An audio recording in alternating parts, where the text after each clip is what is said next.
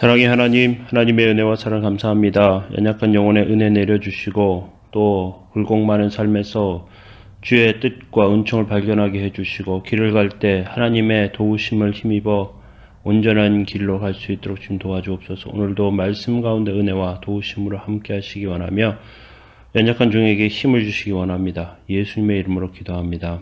아멘. 함께 보실 말씀 고린도 후서 10장 1절부터 18절입니다. 너희를 대면하면 유순하고 떠나 있으면 너희를 대하여 담대한 나 바울은 이제 그리스도의 온유와 관용으로 너희를 친히 권하고 또한 우리 육신에 따라 행하는 자로 여기는 자들을 대하여 내가 담대히 대하는 것 같이 너희와 함께 있을 때 나로 하여금 이 담대한 태도로 대하지 않게 하기를 구하노라. 우리가 육신으로 행하나 육신을 따라 싸우지 아니하노니 우리의 싸우는 무기는 육신에 속한 것이 아니요 오직 어떠한 견고한 진도 무너뜨리는 하나님의 능력이라.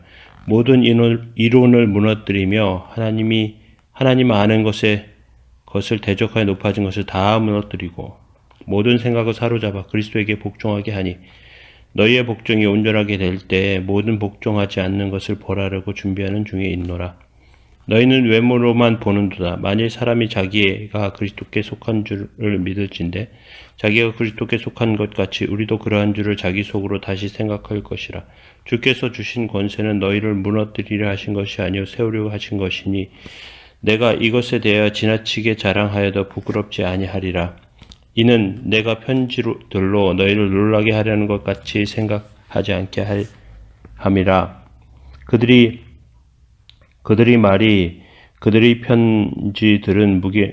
그의 편지들은 무게가 있고 힘이 있으나 그가 몸으로 대할 때는 약하고 말도 시원하지 않다 하니 이런 사람은 우리가 떠나 있을 때 편지들로 말하는 것과 함께 있을 때 행하는 일이 같은 것임을 알지라.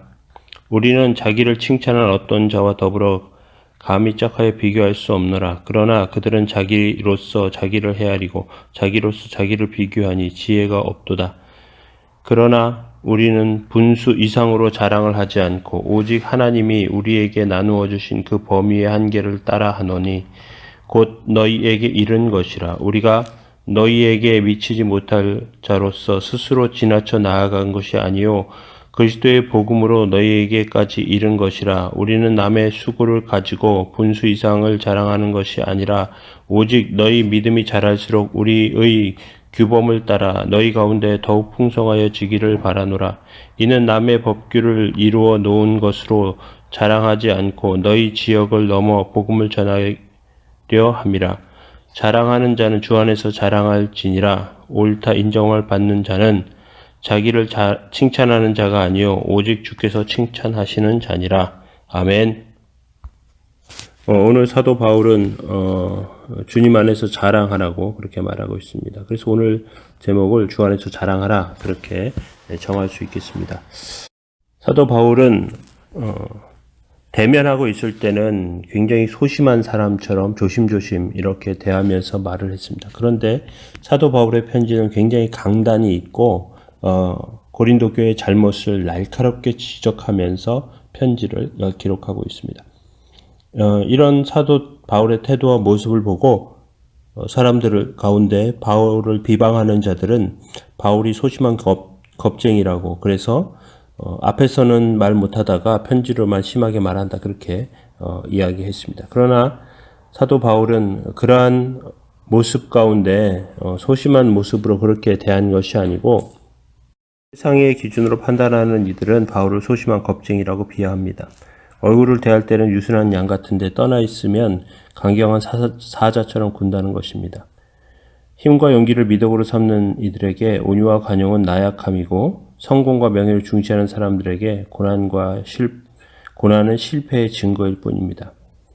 강자에게 굴복하고 약자에게 담대한 이들은 그리스도의 십자가가 보여주는 참된 용기와 진정한 사랑을 깨닫지 못하는 것이 당연합니다. 우리는 사도 바울이 그렇게 온유함으로 대한 이유를 좀 더 구체적으로 잘 이해하고 알 필요가 있습니다.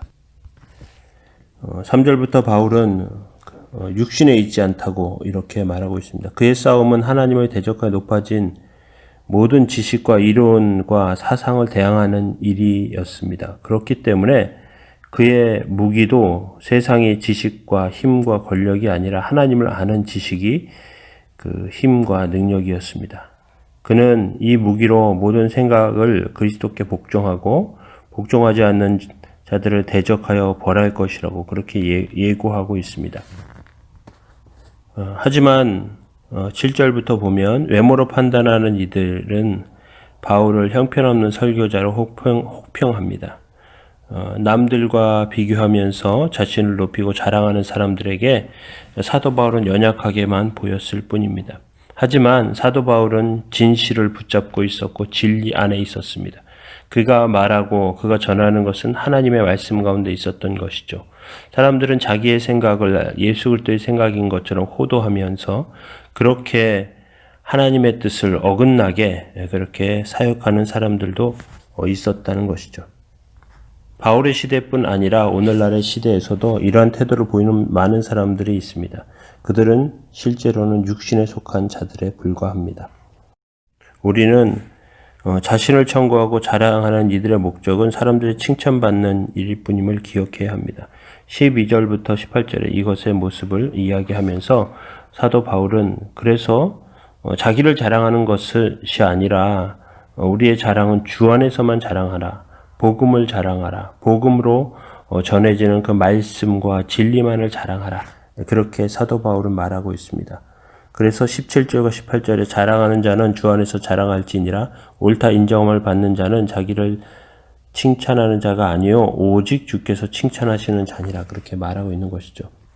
바울은 분수를 넘지 않고 하나님 맡기신 일의 분량을 잘 감당하며 하나님께 칭찬을 받기를 바랬습니다. 사람들의 칭찬을 바라느라 자기에게 주어진 직무를 넘어서서 과도한 열정을 쏟아내는 그런 모습이 아니라 사도 바울의 삶과 모습 가운데는 하나님께서 원하시는 그 한계와 분량을 분명히 이해하면서 그렇게 사역하고 있었습니다. 이러한 사도 바울의 모습이 어떻게 볼 때에는 너무나 소극적인 것 같고 소심하게 그렇게 보일 때도 있었다는 것이죠. 하지만 사도 바울의 올바른 사역의 모습은 우리에게 중요한 것을 교훈하고 있습니다. 우리는 하나님 말씀과 하나님의 뜻대로 바로 서야 하는 것이 우리에게 꼭 요구되고 있는 진리의 행동과 표본이라는 것입니다. 육신에 속한 자랑이 아니라 복음을 자랑하고 복음 안에 있는 것들을 세우며 그것을 이루기 위해서 나의 희생과 고난을 통해서 하나님의 뜻을 온전히 이루는 것.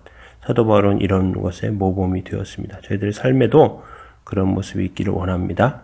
주께서 도우시고 함께 해주시며 은총과 은혜를 이루실 줄로 믿습니다. 우리 함께 이것을 생각하며 기도하길 바랍니다. 우리 잠깐 기도하겠습니다. 사랑의 하나님, 주의 은혜와 하나님의 도우심 감사합니다. 연약한 가운데 세우시는 주여, 하나님의 뜻과 은혜 가운데 살기를 다짐하고 그 말씀과 복음 가운데 서는 삶을 복되게 하시고 또 협력하게 하시고 또 많은 사람들을 함께 하면서 주의 뜻을 이루게 하시는 줄로 압니다. 주님, 저희들이 마음이 약해지지 않게 주시고 고난에 넘어지 않도록 도와주시고 거룩한 영광과 역사가 나타나도록 주님 붙들어 주옵소서.